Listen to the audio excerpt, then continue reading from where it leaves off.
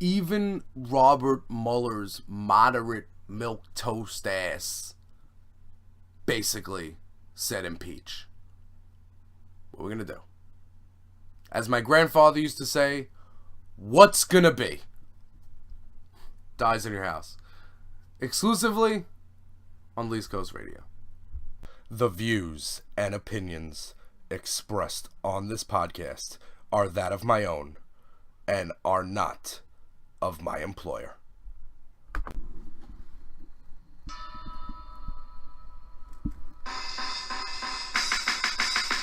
Nobody likes me.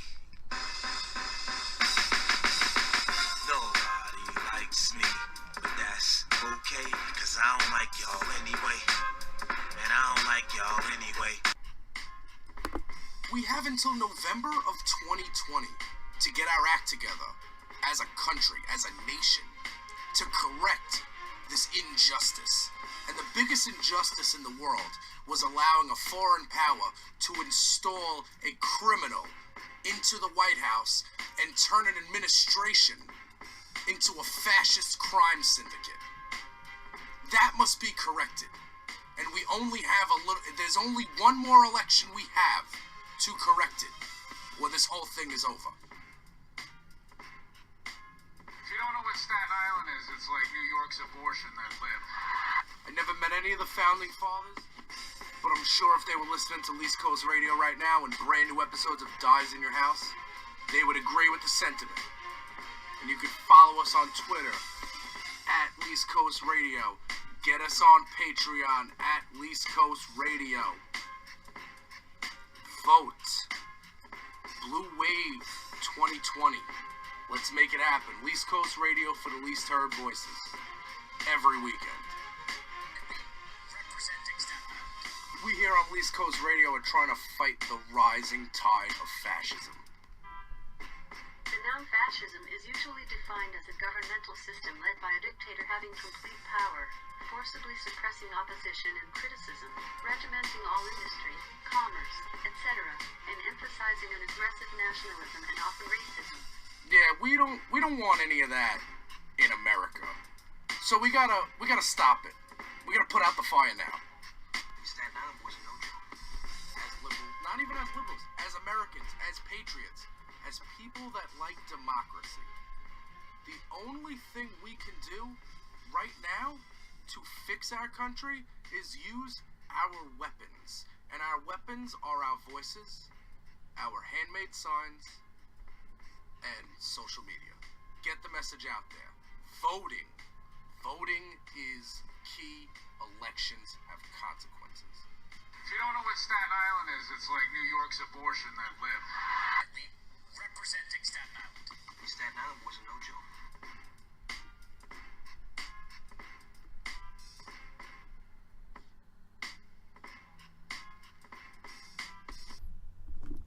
Hey, yo. Who's in the house? Dyze in your house. What is the word, peeps? What goes on? It is the weekend. I am Jay Porks. We are back here on East Coast Radio with another action-packed edition of Dyze in your house. You might be sitting there asking yourself, what is this thing? What have I just stumbled upon? Well, you've stumbled upon what I like to call a vehicle to help enlighten minds on the importance of voting. Elections have consequences, and we need to get out there and vote. And we're not talking about rock the vote, not like with the Wrap It Up campaign. That's mid-90s stuff. Rock the vote is over. We need to overwhelm the vote. We need to exhaust the vote.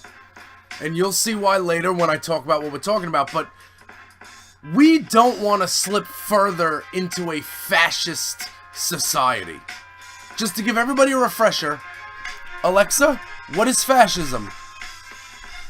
The noun fascism is usually defined as a governmental system led by a dictator having complete power, forcibly suppressing opposition and criticism, regimenting all industry, commerce, etc., and emphasizing an aggressive nationalism and often racism. Yeah, in America, we're not interested in having any more of that. That's been building for 2 years or so now, almost 3 years. And we can't have it anymore. We can't have a society where we investigate.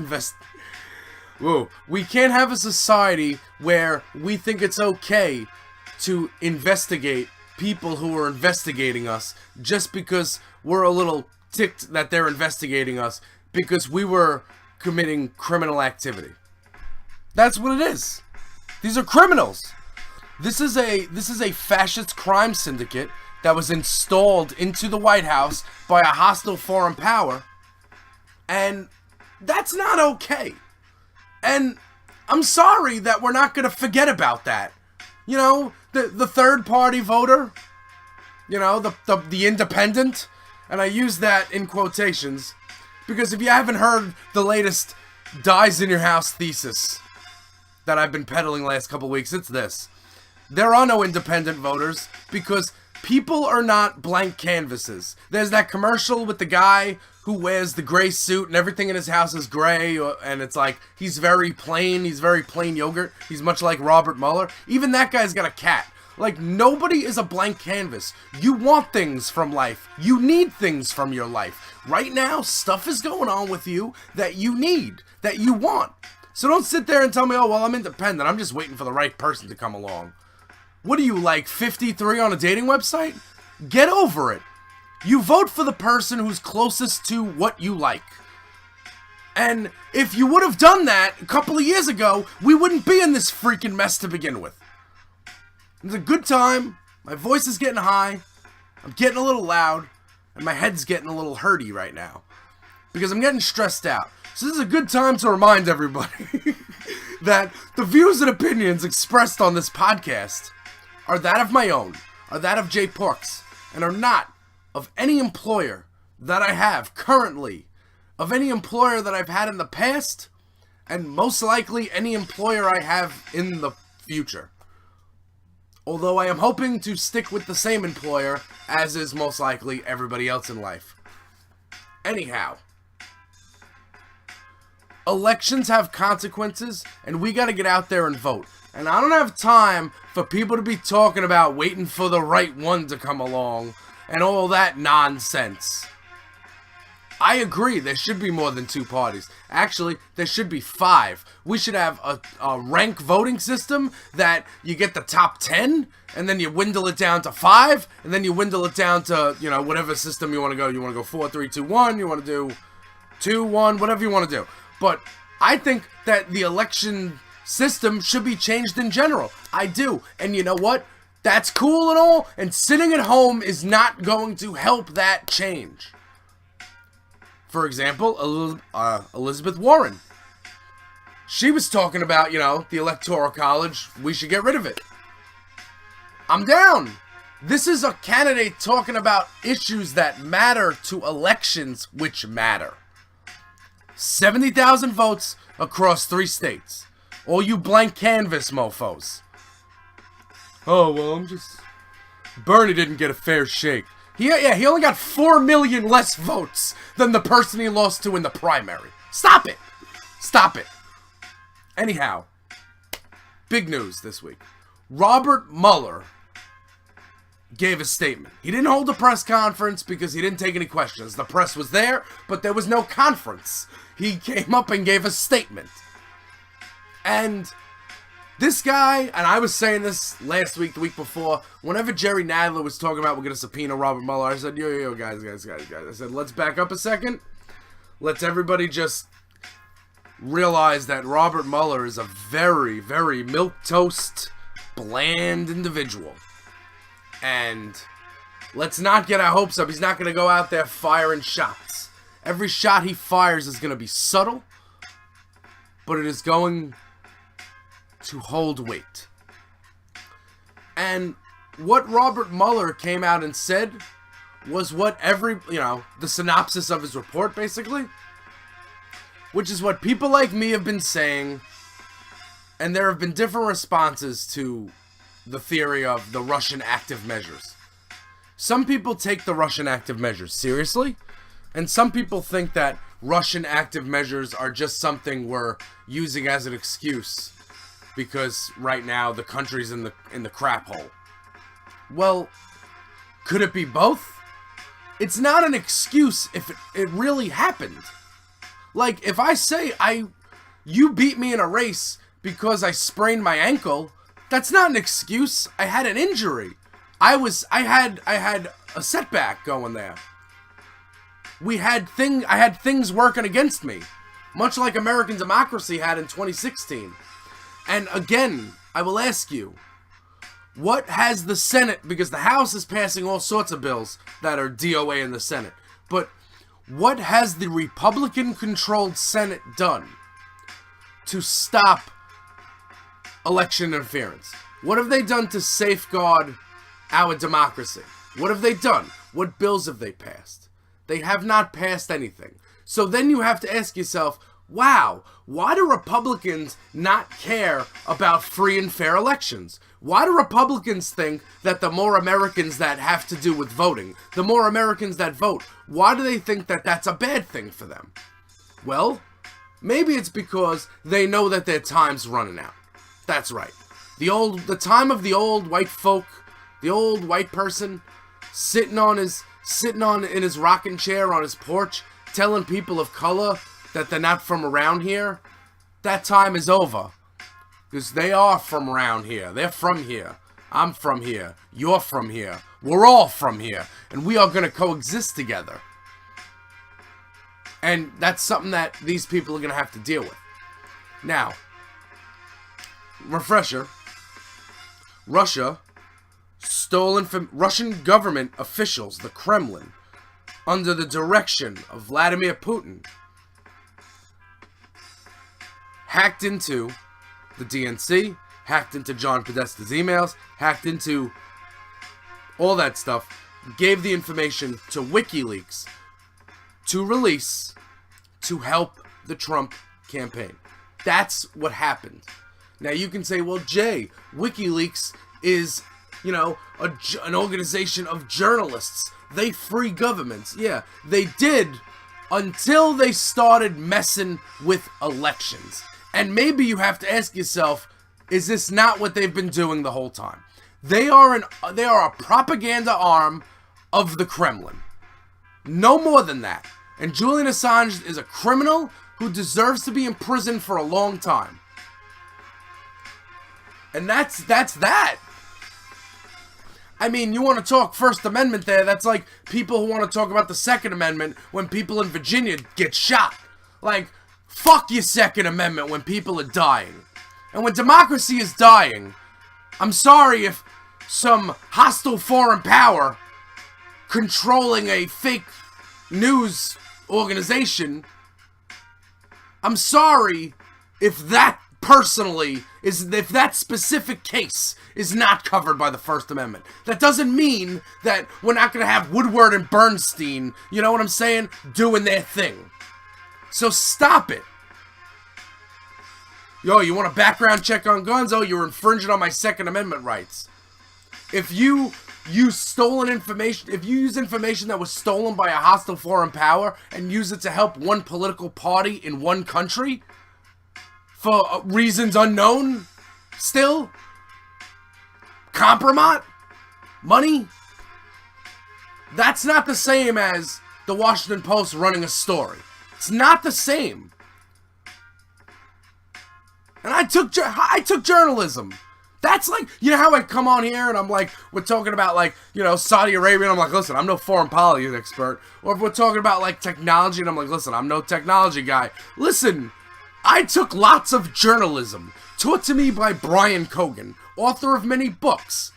I actually know a little bit about this. Okay?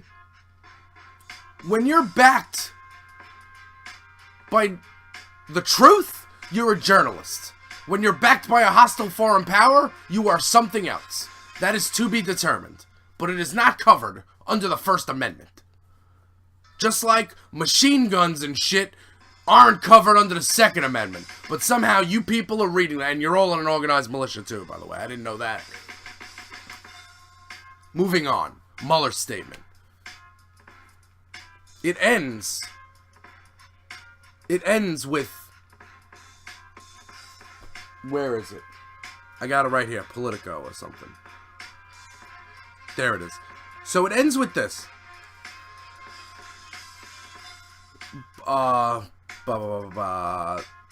These individuals, the Russians, who spent nearly 2 years with the No, I'm sorry. That's the red. There were multiple systematic efforts to interfere in our election by the Russians. And that allegation deserves the attention of every American. Let's repeat. And that allegation deserves the attention of every American. So it's not like, oh, Jay, stop talking about Russia. Jay, Russia doesn't matter. Robert Mueller just told me he didn't. He did the investigation. And also, not a lot. I know there's a DOJ memo that you can't indict a sitting president. I knew of that. But Robert Mueller, in his statement, makes it seem as if you can't even investigate the guy. So, like, he really could shoot someone on Fifth Avenue? He said that that was not even an avenue of inquiry because they couldn't draw up indictments, even sealed ones. So, what are we doing then? If a criminal can commit crimes to get elected, I mean, can somebody not tell the other criminals that? I hope they're not watching MSNBC. I really hope not, man. Think about that for a second.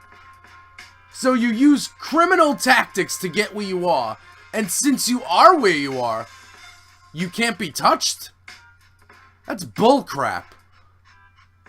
And oh, by the way, Elizabeth Warren said if she was elected, she would change that memo, and that would be over. That whole president being above the law thing. That's another thing Elizabeth Warren is interested in. So, it should have the attention of every American. That's why I brought up a term, exhaust the vote. Overwhelm the vote. It's not enough for you to say that you're going to vote. I need you to take somebody with you who didn't vote last time. I need you to make sure that you tell people how important voting is to you, just like it is to me. You hear it in my voice, because I gotta tell you, a couple of blocks down the way, by me, over here on Staten Island, the rugged lands of Shaolin, home of Wu-Tang and Pete Davidson, I see a guy in front of LA Fitness, who today's my day off, I will probably go bother him, with a table and reading material, and a big Trump-Pence 2020 flag, and this is not the life I want to live. Think about it. People went in and they went in as white nationalists, you know, the New Klux Klan. They went in like, you know, all-out racists, voted for the racists, and now they're out there in public admitting it like it's okay that they're racist. It's not! And anything you say to me is only to cover up your racism. If you share an article on Facebook that talks about the stock market in favor of Trump, i.e. economy, you are covering up your racism. That is all you're doing. Because the stock market does not represent everyday Americans. And I am not friends with anybody on Facebook who is not an everyday American. I don't know any rich people. Okay? I don't have people living in mansions coming up in my news feed. I don't have that. So anybody on my news feed that I'm complaining about right in this moment is covering up their racism. That's all it is. We will not stand for this whitening of society. That's over. That's done. And I just wish people would just understand how important this is. How your vote doesn't count is a losing theory. And if you say, oh, I'm not going to vote for, 10 years and they're going to have to redistrict. No, you're so stupid. Get involved in democracy. It's here for you. Now, yes, election day should be a holiday where things are closed so people can go vote. Yes, it should. And I think that, that should be something brought up at the Democratic debate for the Democratic candidates. Because most certainly, we need to make it easier to vote. For sure. Like, the last couple of years I was working at the school, and I couldn't do the morning care program. Like, where you come in early and watch the kids who get dropped off early. I couldn't do that because I had to go wait in line to vote and wait for them to open. And that was the only time I could do it, because I couldn't go afterward because I wasn't standing on them. I wasn't standing on a line, no way. Can't be hard to vote. When people make it harder to vote, they're afraid that their policies aren't strong. That's the whole gerrymandering Republican strategy. Making people not vote. Like, for instance, I've been touting what Florida did. Felons can vote now. In the 2018 midterms, there was a proposition in Florida that allowed felons to vote. Do you know they have to pay money to participate in free and fair elections? They serve their time. Now, I'm not saying let people in prison vote. You get your freedom taken away from you when you're in prison. But once you're out of prison, you've done your time. You've served your time. You've paid your debt to society. Now you should be able to participate in free and fair elections again. So now they're making felons pay money to vote? I got news for you. Now, I've applied for a lot of jobs in the last, year or so. Every application, they got a thing where it says that if you're a felon, check this box. If you've committed a felony in the last 7 years, and there is a long space to explain yourself. And I bet that people that fill that space, usually half the time at least, their applications get pushed to the side. So these people are having a little trouble gaining employment where they would be able to make the money to pay whatever fee they have to pay to participate in free and fair elections. But hey, that's America. That's where we are now. And if you think that's okay, then fine, sit home. But it's not. It's not okay. And we are going to keep making noise. And it was a year ago today. It's June 2nd. It was a year ago today I was on the steps of Borough Hall on Staten Island wearing my Protect Kids Not Guns shirt with the March for Our Lives New York crew and the Youth Over Guns movement. Hanging out. That's where Max Rose was there. I didn't know who the hell he was. Because he wasn't campaigning. He was just hanging with us. There was some short guy in a suit. He was some short guy in a suit. And then I get home. Next day, I see him on the cover of the paper. Well, the second page of the paper, I think it was. And I read the article. Max Rose was there. I'm like, wow, this guy wasn't even campaigning. Let me go vote for this guy, because this guy's real. This guy came and he stood up. And he held a sign. Yeah, it was a photo op. But he didn't introduce himself. He wasn't shaking hands. Then I voted for this guy, and he won. And Staten Island is now controlled by a Democrat, a moderate Democrat, but hey, minor steps. You see, I'm not crazy. I didn't see a Republican versus a moderate Democrat and say to myself, oh, fuck that. I'm voting third party. This doesn't matter. No. Why? Because I'm not stupid. That's why. Damn. I'm sorry, I get frustrated. After the Mueller statement, public polling showed that impeachment and removal, Americans 41% in favor. That's a lot right now. And I know I've said in the past, and again, I talked about the Republican-controlled Senate. They will not convict. But why? That might not matter at this point. Because think about it.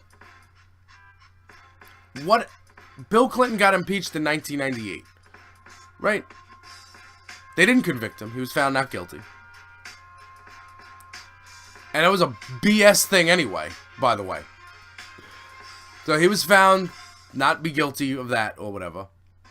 And what happened in 2000? Did Al Gore win? Did Al Gore win the election? Even after distancing himself from Clinton, which was probably, definitely in retrospect, his mistake. But Did Al Gore win? Did we take control of the House? Did we take control of the Senate? No, we lost it all. And we continued to lose it when a war happened. And conspiracy theorists can go away at this point. Just saying. Whatever the case, Republicans, 2 years after impeachment, had full control of everything, and literally impeaching Bill Clinton was literally there was never any backlash for it. There was none. There was no backlash. Because think about it. What would the backlash be? A Democrat gets elected? That didn't happen. Because the impeachment process opens up investigations. So you can have broader... It's not like you subpoena documents and they say no. Impeachment, you go in there, you get them. There is no asking with impeachment. You get all the information and you can disseminate it as you will. So, like, would it fire up the base? Would it fire up the Trump base to vote? Yeah, I mean, it might, but I'm looking at a country that is way more liberal than conservative here. And we all know this. It's America! We're in freaking America, man! This is literally what is liberal. This is what liberal is. People come here to live, to escape. They come here to get freedom. Like, this is what we're about. Liberty, pursuit of happiness. Like, if hate can win, then what are we even doing here? That's my thing. So, like, if you want to talk about, oh, well, we need, somebody mean to beat Trump and, somebody can go toe-to-toe. Like, listen, man, you lay out the policies for me. You know what I'm saying? Because this guy, Tariff Man, ain't got nothing. He ain't got jack. The economy ain't working for everybody. People don't like to see brown kids locked in cages, dying. People don't like to see children getting shot and killed in schools, or civilians getting shot and killed randomly, without Congress doing anything about background checks. They don't like to see that. They don't like to see a growing Nazi police state. They don't like that. They don't like to see elected officials being corrupt, out in the open, with no recourse. They don't like that. And they don't like not having health care. And again, I'm just checking in as a 32-year-old individual who has not had health insurance since he was 17 years old. That is 17 years. Well, so 15 years? It's 15 years, I think. 15 years or so without health insurance. Me still being alive is crazy. And I am a testament to everything that we should be as Americans. People who survive. People who get through it. So we had an attack by a foreign power. A hostile foreign power. They attacked our election system. And what we have to do as Americans, as patriots, what we have to do is answer the call. And the thing about this war is that we don't have to put even boots on, We're not going any countries. We're not going to blow stuff up. This war takes place at the ballot box. I had a podcast pre-midterms, Mob the Polls. Heck yeah. Mob the polls. That's what we're going to do. Exhaust the vote. Overwhelm the vote. Because Russian interference is an allegation that deserves the attention of every American. And if every American could just stand at attention with me and go vote, we will win. And then we could all get back to not having to keep our eye on cable news 24/7. Don't you miss that? Don't you miss going back to the usual? I do. And I can't wait to get back there. And the only way to get back there is to take everybody you know to the polls. And that's what we're going to do. Exhaust the vote. Overwhelm the vote. Mob the vote. Dyze in your house. Exclusively on Least Coast Radio. Hey yo, Jay Porks here, recording my own commercials as per usual, but I am here to tell you about going to patreon.com/jporks, and you have the opportunity to help support Least Coast Radio by becoming a Least Coast Radio head. How do you do that, you say? Well, there are 3 different tiers to choose from, where you can find yourself bonus content, bonus features from the Jay Porks podcast, from Dyze in Your House, from all things Least Coast Radio. Now, what are those features? Well, they're bonus shows. They're getting shows early. They're getting exclusive artwork mailed to the address of your choosing monthly. You can interact with all the hosts here on Least Coast Radio. You can get shout-outs on the podcast. Behind the scenes stuff.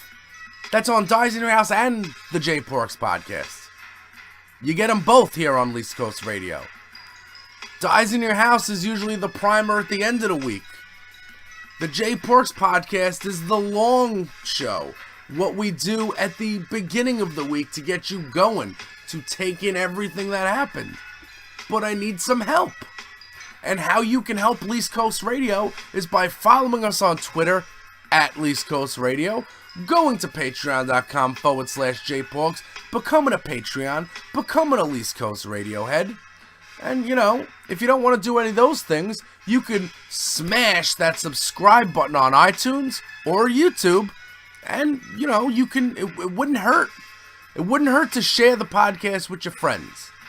So keep it locked to Least Coast Radio for the least heard voices. We're here fighting fascism, saving democracy, but we're also going to have a little fun.